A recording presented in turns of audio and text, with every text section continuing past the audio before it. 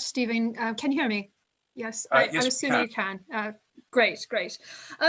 So I have lots to talk about today, so I won't kind of take too much time. As Stephen has already said, I've talked to the Roman find groups about artifacts from Vindolanda because of the ongoing excavations, and it's been fabulous that this whole day has had a number of topics that have talked about Vindolanda. So I've tried to kind of pull out the biggest, the best, the shiniest, the most interesting, and it's just kind of highlights.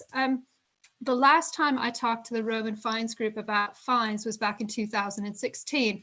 So I thought I would start by picking up at 2017, looking at the last year of the Scheduled Monument Consent, the SMC, and then go on to talk about the new SMC that we're currently working on with the deep excavations of 18 and 19. Then look at the late July, August excavations last year, what we were supposed to be doing this year, what actually happened in 2020 and some research that we were able to do, and then finish off by talking about the Roman Army Museum and some things that we've got going on at Magna. So without further ado, here's a nice excavation picture of some of our volunteers that come along and excavate every year with us. We take something like 250 volunteers. As you can see, there's Marta and Andrew, our archaeologists, and they're joined by these volunteers, some who have extensive amounts of experience, and some it's their first time they've ever held a trowel. So it is quite an interesting sort of environment. Here's just a few of the highlights. As 2017 was the end of the SMC, we were down to what I would call the good stuff. We had, one of my favorite things was the two swords. Before 2017, we only had one other kind of partial sword to come from the site, showing that they actually took very good care of their swords. But in 1 year, we got two new ones, and that was a fabulous sort of kind of event at the site, both in exceptionally good condition. You can see other objects. All of these objects are on display in the museum, so you can come along and see them for yourself. But for me, one of the best things were these little funny bags of leather, for lack of a better way of putting it. They're made of leather, they're boxing gloves, what we would kind of call maybe a knuckle duster. They were packed with straw and other kind of packing material, and they would have gone across the knuckles, as you can see in the kind of sculpture, Roman period sculpture from Rome in the bottom picture there. They are on display in the museum. They predate any other boxing gloves by over 1,000 years that have survived. So they are really quite unusual. And then in 2017, we found more tablets. We have Vindolanda, well known for its tablets, these written documents. We did find both the stylus tablets as well as the ink tablets. The picture here shows one of the ink tablets. Now, this one was such an amazing thing for me to get to work with. I work in the conservation labs. Once Andrew and Marta find all of the muddy stuff, it's my job to take it from mud to being actual museum exhibitions. And this one happened to be a confronting tablet. So if you think about two pieces of paper put together with the writing on the inside, and it's my job to kind of carefully peel those things apart. And I found when I did that you can see this word right here, masculus. It's the name of a man. And I was the first person to see his name in writing since it was lost back in the very early periods, probably around 85 to 90 at Vindolanda. And I can tell you that it gave me a little bit of a chill when I actually was able to do that. This tablet is in such good condition that is not infrared photography that's been used, as we do with a lot of the tablets. This is just with normal photography, and you can see Vindolanda, the address on the back. So of these tablets, we had about 45 that came out in 2017. 4 of the best tablets have now gone on display. Open in April. But when the museum was, opened up that display, They are from the archive of Julius Verocundus, who is well known to us before this through writing tablets. He is the commanding officer of the first cohort of Tungrians, based at Vindolanda in our period 1, period 2. So he first shows up in about 85. These are on display. You can go and see them. This is the one that I was talking about before. Here's Mascalus's name, and it's actually a complete tablet. I love these things because they're about real life work and play and whatever people are actually doing, things that we would put in text messages and emails these days. Lovely little personal things, like here he's messed up and he's crossed out whatever he was writing. Human sorts of attributes. He's asking for some leave for some of the other men. Mascalus is also asking for a cleaving knife to be returned, which I think is quite interesting. Must have been a very nice cleaving knife, as well as some plants that he sent to Verocundus. Lovely idea that they're kind of trading around plants to grow. This is the second tablet in this collection that has something to do with plants and shows that I think Verocundus had a little bit of a green finger and liked his garden. Moving swiftly on to the excavations of 2018 and 19. As I said, we've switched our scheduled monument consent, or SMCs, to looking at a new sort of idea of understanding the communities and identities. And it's going to focus on the Severan Fortlet and the Roundhouse complex. We usually do 5-year SMCs, but due to the lack of excavation this year, we've actually extended it another year, so it'll go on till 2023. I'm not going to really talk about the Severan Fortlet, basically because we didn't quite get what we wanted, or haven't quite got there yet, to understand the Severan side of things. So what I'm going to talk about is what we do now and the reasons for that. So concentrating on A1 in that last slide, we're outside of the extramural settlement at Vindolanda, and we were looking at ditches and getting some information from those. Of course, ditches are great places for us to find a lot of material culture. We were hoping to get more of the Severan ditch here in area A, but the line of the modern Steingate Road is just here. This is our field boundary. And it's difficult to see here, but the ditch itself goes right underneath that field boundary. So we unfortunately were not able to get too much into the Severan ditch. We did get some into it, but it's going to be something we're going to have to look at in the future. But it doesn't mean that 18 and 19 were very interesting years for us, because we had some fabulous Antonine ditches in these areas. We had a wonderful period 1-2 ditch that kind of comes across here, and this rather unusual ramp, stone ramp, that dates to our period 7. So some highlights from a find point of view. So there's that ramp I was talking about. And out of this kind of ditch up here, we found this fabulous basket with its 3 keys that were still found inside. Unfortunately, this isn't on display yet because I'm going to need some specialized sort of space for it to go, because it is quite fragile. But it's a lovely, lovely story about what can be found in these areas. The other object that was found in these kind of later periods was this fabulous little votive hand. Just on the outskirts of this photograph here is the fort wall. And just inside the fort wall is the temple of Jupiter Dolicanus. And we think that this hand probably has something to do with that temple, and that it was thrown outside into the kind of discard area in the ditches. It's quite small, as you can see, with this kind of toothbrush look to it. That's before it was conserved, but it's got great detail. You can see the kind of indents of the kind of parts of the hand. But this side also has this little hole. And what would happen is you would have put a kind of votive statuette into that hand, or into that hole. We decided to get the other hand from Hadrian's Wall to meet with it. And here it is, the hand from Chester. So thank you very much, Francis, for bringing it along. This is the hand from Chester's is kind of a man-size hand, if you will. So this is a great way to show the scale between the 2 hands. The Chester's hands probably got to deal with a sculpture, something like that, whereas the one from Vindolanda definitely shows that it's got like a socketed terminal into it, that it was put onto something and used votively. It is now on display in our religion case on the site.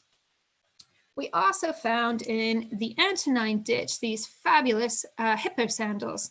I would say that they're two sets of two, as you could see with the archaeologists right after they were found here and here in the conservation labs, but they are in exceptionally good condition, which meant that we were able to quite easily pull them apart into the 4 individual objects, as well as the kind of patterning on the bottom.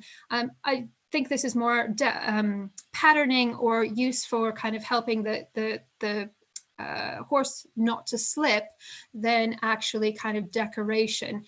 They are on display now at the Roman Army Museum, and you can go and see them there. I do think that, as I said, they're 2 sets of 2 instead of 4, because given the angle of a horse's back leg, I think that this stock on the back of the hippo sandal for this particular set could not be worn on the back leg. So I think there would have been 2 front leg sort of hippo sandals or horseshoes. Other highlights, these fabulous little pewter vessels. This one is very much like the size and the shape of a Sabian drinking dish. It is interesting though, because the pewter has been kind of crushed a little bit to maybe fit a hand, and it's not a right hand, it's definitely a left hand because it fits really comfortably into a left-handed person's hand. A fabulous little duck brooch, in a trumpet in Munster. There's where the trumpet comes in fashion. This is a lovely little silver object, and you can find out more about it on the website. We've got a film about the zoomorphic brooches from this site, so you can go ahead and have a look at that. And then in the bottom of the period 1-2 ditch, we found the hairy dog. It's a almost complete skeleton of a terrier type dog. And when we pulled it out, it still had a lot of the hair, not just the bit that's here on the jaw, but some clumps of hair, kind of a yellowish color. And again, very interesting in the conservation labs, because when I began to wash it, it still smelled like wet dog, which is a very unique smell, but fantastic that this is surviving since, say, around 85 to 90 AD, that wet dog is still smell. Just for those of you who like a bit of archaeology as well as finds, here is the excavations of that period 1-2 ditch, just along here, and you can see some of the process and the depth that we have to get down to get to that kind of earliest period, as well as the foundations for a period 4 timber structure. And that's the bottom of the ditch with a very nice profile of it. The hairy dog was found just down here in the bottom. So moving on, because we didn't have as much of that Severan Fort ditch as we were going to be able to get to because of the road, we decided that in July of last year, we would move into the interior of the site, the other part of our SMC. So we went into A2. And in the last few years, we've been trying to kind of consciously look at all of the areas around the fort and get some kind of proper sort of interpretation of what was happening. And we found between the northwest and the southeast quadrant that there was a great deal of difference between the 2 areas. And so looking at A2, we wanted to know if that was the same or different. Just to let you know, in case you're interested about the circular huts, there's a few of them from some previous excavations, and they do cover the entirety of the site. And we're expecting that we will have quite a few of these as we get down into this area. We just haven't got deep enough yet. So in July 2019, here we go, we pull back the turf and immediately go into occupation levels. And this is, I believe, at the end of last year. This is kind of what they found. Unfortunately, it hasn't moved on too much. I think it was maybe Annika this morning that said that we had a little bit of excavations this year. Marta and Andy have been out excavating, and we had 1 week of trial excavation with some of our local volunteers to see how we could work within a socially distanced excavations. I could say it does work, so that's good for next year. You can see the rectilinear building with internal walls coming out.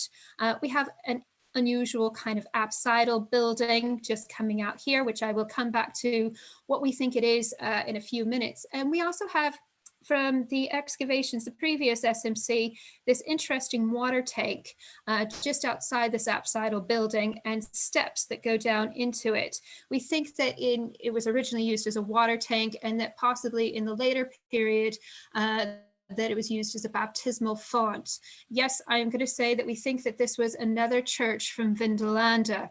I have more evidence for that in a few minutes, so I will move on. So 2020 started with all sorts of potential. It's our 50th anniversary. We're really looking forward with all sorts of events and activities. We, in March, placed the Robin Birley Archaeological Center on site, which will be used by our archaeologists while they're working on site. And we were very excited. And then, of course, lockdown happened. But this didn't mean that we stopped working at Vindolanda. As Annika has said, as Marta has said, we continued with our work. And one of the things that we were able to do is go back and look through some of our reserve collection. And we have literally thousands of pieces of offcuts and scraps in our leather collection. And it gave us a chance to go through some of those. And as I was doing that, I found this fabulous little object. It's a little leather mouse. It was found back in 1992. And to me, it really deserves a pride of place in our collection. What was it for? There's been all sorts of questions and queries. Child's toy, practical joke. It is about the size of a real mouse. And you could just see, if it was in a dark room, you could see it out of the corner of your eye and think, oh, what is that?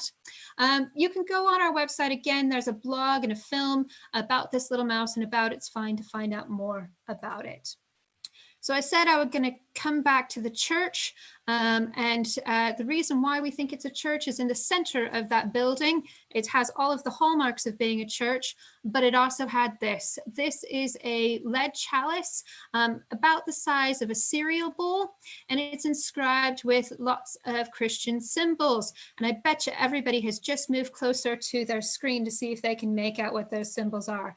Here's a little bit easier sort of picture so you can see the different fragments, and you can start to pick out things. This will even make it easier for you. We've got fish, we've got butterflies, we've got palm leaves and ships and kairos and angels and doves and crosses. It's an incredibly interesting piece. It is also incredibly fragile because it comes from just underneath the surface.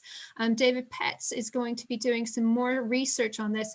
As I said, it is only just come out, but in true Vindolanda fashion, you can already come and see it in the museum. Annika mentioned the Wooden Underworld earlier today. If you'd been there since 2018, been to Vindolanda, you would have seen that there was an activity room that was attached to the exhibition. That activity room has now been moved outside into the gardens, which is better for, because then they can get mucky, which we didn't want them getting mucky in the actual museum. So we still have our activity room, and we've been able to transfer the old activity room into a new exhibition about the kind of Christian Vindolanda, the kind of post Roman Vindolanda, and looking at some of the artifacts, that really late stuff on the site, including some other Christian objects. Right, with my last few minutes, I just want to talk very briefly about the Roman Army Museum and Magna and some of the future work of the Trust. So just a little bit of a blatant sort of promotion coming next year. You'll notice on the poster it says through to 2020, but coming next year, because it's been delayed for a year, we're going to have our first temporary exhibition of objects at the Roman Army Museum. This is over 40 military objects from a private collector. So if you're looking for something to do come April through to October next year, please come and visit the Roman Army Museum. And then I wanted to talk a little bit about Carvorin, or the Roman fort of Magna. The Vindolanda Trust owns the Roman fort of Magna, and we had kept it in reserve, going someday when we have the money, we will go ahead and look at excavating the site. Unfortunately, our hand's been a bit sort of pushed on this. The site has the potential to have as much sort of organic objects, material culture as the Vindolanda site does. But our problem right now is we're finding that climate change, of course, very topical, is actually affecting the archaeology there. And this gives you an idea. Here's the Roman Army Museum, the kind of stone fort that if you go and visit the site today, you can actually see. This is the site of the bog in 2001, and it's shrinking due to the drier climate. I know on a rainy day, it probably doesn't seem like it's drier up here, but it definitely is. And we're starting to see things come out of the ground, stone buildings in this kind of bog area. And we really, really want to go ahead and start to have an excavation process on this. If you're looking for something that you want to do in order to help us with this work, we have launched the Revealing Magna project appeal on our website, and you can go and support that. Another blatant kind of promotion for the Vindolanda Trust. I just wanted to bring out that in this time of hardship for so many museums and so much of our culture, and it's not just Vindolanda, it's across all of our cultural sites. And with Christmas coming up, I know, Christmas, but what I think more people will be looking online to buy presents. Don't go to Amazon, don't go to the big places, actually help and support the smaller local museums that have shops. And you can buy your Christmas presents for those people you know who might be looking for something Roman. And I'd like to kind of direct your attention to the book that I've got here. It's actually a collaborative book by the curators of Hadrian's Wall. It's not just about Vindolanda, it's about all of the fantastic objects in the collection along the wall. And you can go ahead and you can buy that from the Vindolanda website, but it does actually help and promote the entire collections along Hadrian's Wall. So that's me finished. There's all sorts of more things and fabulous information on our website. There's blogs, there's videos. You can follow us on all of the different types of social media.